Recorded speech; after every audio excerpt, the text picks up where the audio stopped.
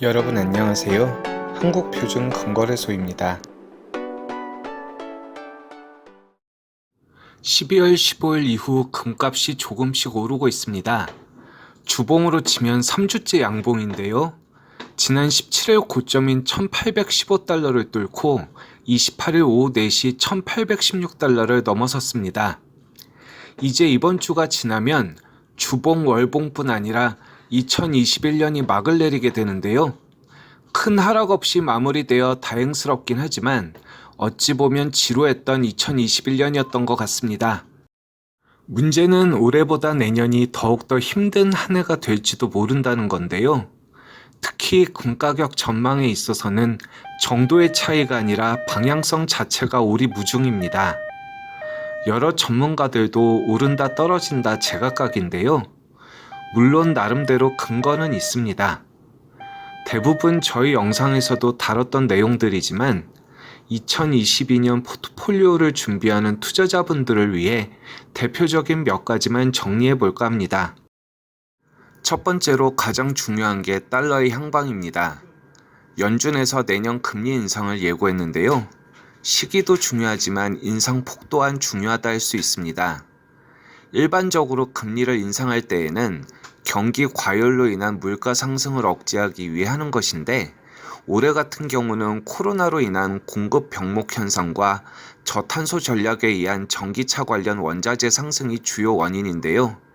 여전히 완전 고용이 위협을 받고 있는 상황이라 강력한 금리 인상을 하기엔 무리가 있다는 의견이 지배적입니다. 다음은 불안한 국제 정세를 들 수 있겠습니다. 미국과 중국을 중심으로 한 무역 분쟁은 이제 어제 오늘 일이 아닌데요. 현재 대만을 중심으로 전쟁 가능성이 높아졌습니다. 특히 TSMC로 인한 대만의 중요성이 더해지면서 날로 감정이 격화되고 있는데요. 여기에 러시아가 우크라이나를 힘으로 병합하려는 움직임까지 더해 긴장이 고조되고 있습니다. 물론 이러한 상황은 보험의 성격이 강한 금값에 우호적이지만 전쟁만큼은 정말로 일어나서는 안 되는 일이라고 생각합니다. 마지막으로 오미크론이 어떠한 변수가 되느냐인데요.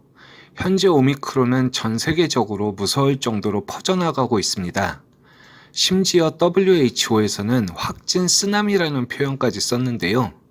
한편으로 앤서니 파우치 미국 국립알레르기 전염병 연구소 소장은 AFP 통신 인터뷰에서 오미크론이 전염성은 심각하지만 기존 지배종인 델타에 비해 중증도는 심각하지 않다는 다소 낙관적인 의견을 나타내기도 했습니다. 이 밖에 미국뿐 아니라 유럽 경제에 대해서도 관심을 갖게 되는데요. 지난 2008년 금융위기 때도 미국보다 유럽이 더 큰 타격을 입으면서 전 세계적 금융위기를 초래했기 때문입니다. 원인이 미국이었지만 체력적으로 더 약한 유럽이 진정한 바로미터 역할을 하는 건데요. 여러 중앙은행들이 금리 인상을 시사하는 데 반해 라가르드 ECB 총재는 완화적인 통화정책을 유지할 것임을 시사했습니다. 그녀는 불확실성에 대한 유연성을 강조하며 미국 연준과 다른 정책을 펼 수 있다고 했는데요.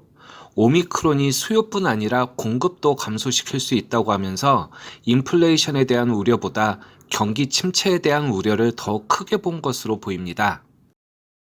소나기는 피하라는 격언이 있습니다.